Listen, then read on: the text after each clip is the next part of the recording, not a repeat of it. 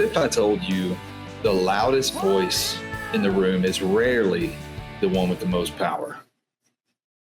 Think about that for a second. We live in a world where people fight for attention, where noise is currency, and where silence is often mistaken for weakness. But what if silence, real intentional silence, isn't weakness at all? What if it is the ultimate amplifier of your influence?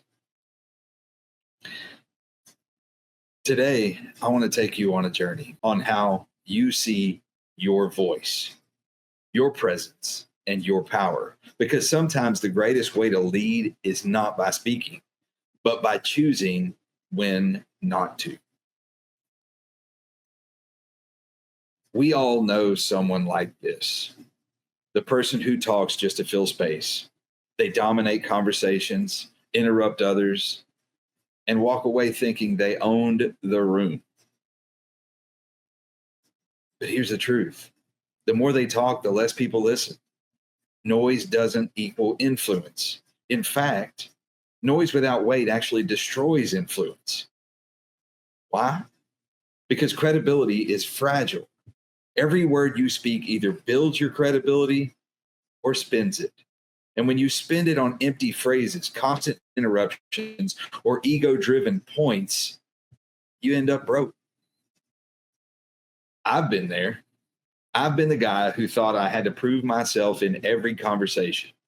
The guy who thought silence meant weakness. And you know what I learned? It made me completely forgettable. People don't remember the person who speaks the most. They remember the person whose words matter the most. Here's where the shift happens. Talking too much isn't confidence, it's ego. And ego is a desperate thing. Ego says, if I don't speak, they won't notice me. Ego is always proving, always pushing, always fighting to be seen. But presence doesn't need to fight for attention. Presence is magnetic. It's the person who doesn't rush to fill the silence, who waits, who listens, who speaks with calm authority when it's time. Presence is rare. And because it's rare, it's powerful. Silence is not passive. It's not weakness. It's strategy. Think about it. Silence is anticipation. It's that pause before the punchline in a great speech. It's the unspoken moment, a conversation when everyone leans in. It's the quiet that makes your eventual words land like thunder. When you practice silence, you shift the energy of a room. You give others space to reveal themselves. You observe. You gather information. And then, when the time is right, you speak with precision. That's what makes your words carry weight. And weight is built through restraint.